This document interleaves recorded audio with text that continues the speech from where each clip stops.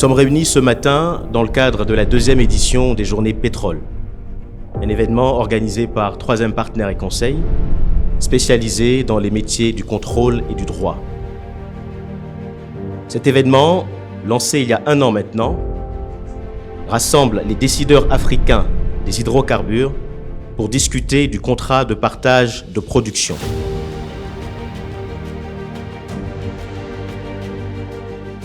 Mesdames, Messieurs, il y a 1 an, à cette même tribune, nous formulions le vœu ardent de voir cet événement s'inscrire durablement dans le paysage institutionnel africain du pétrole et du gaz.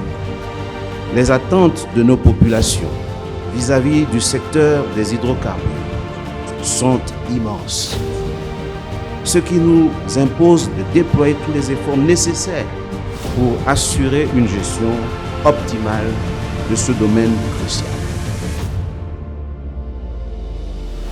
Dubai is a place where is a safe haven for all the foreign investments to come and live here.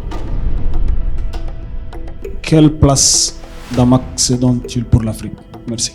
Quel a été le rôle de l'industrie pétrolière dans le développement de Dubaï? They are diversifying different economic sectors as well. They don't want to be only relying on the petrol sector. Quand on regarde les différentes phases d'exploitation, la phase qui consomme le plus de coûts, ce n'est pas en exploitation. C'est les phases qui précèdent l'exploitation, c'est-à-dire la phase de développement. Quand on lance les audits, il y a les appels d'offres. D'accord? En fonction du contrat. Voici l'étendue du CEPP en Afrique. Ça représente toutes les couleurs en bleu et les dégradés de bleu.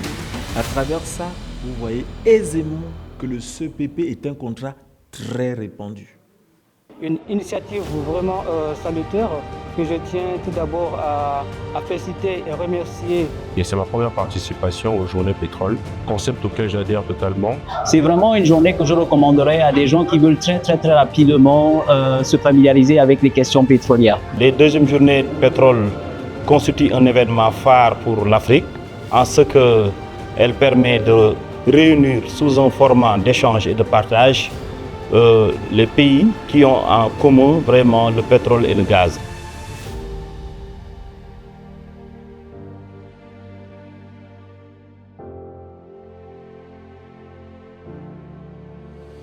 Tous ces éléments-là, en dehors des bonus de signature, constituent des coûts recouvrables. On va l'enlever dans le petit fromage destiné aux parties, c'est-à-dire aux contracteurs et à l'État. Moi, je suis persuadé qu'en matière de réserve pétrolière, nous pouvons défier les États-Unis, la Russie et l'Arabie Saoudite. Il suffit peut-être de se considérer comme aller dans une même politique.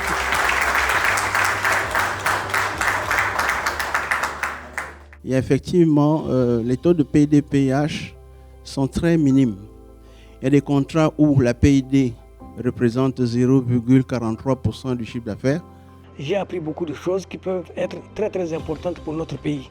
Et je crois que les pays africains qui participent justement à ce genre de rencontres doivent effectivement s'en inspirer de tous les débats qu'il y a eu ici pour pouvoir revoir donc leur législation pétrolière ou voir leur manière de gouvernance des ressources extractives, particulièrement les ressources pétrolières. Lorsque nos États se lancent dans l'activité pétrolière, la finalité, c'est d'abord le développement et le bien-être humain.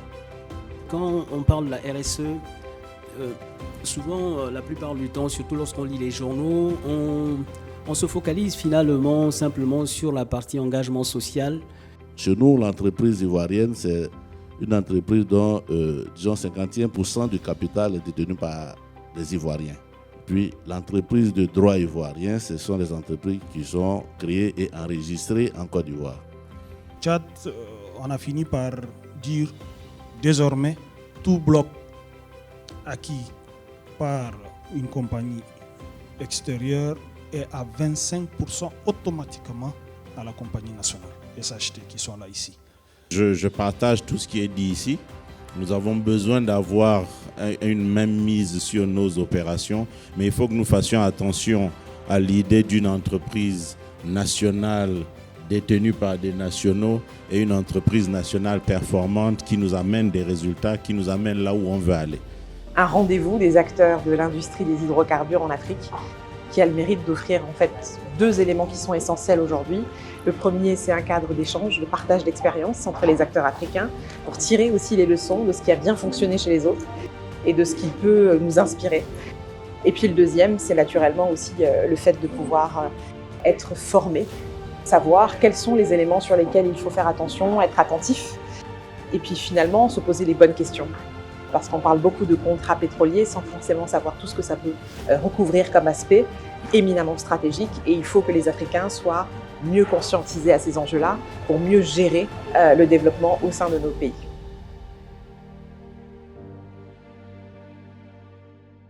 Je déclare donc clos la 2e édition des Journées Pétrole, organisée du 5 au 8 juin 2024 à Dubaï par le cabinet 3M Partenaires et Conseils. Merci pour votre aimable attention. Je vous remercie.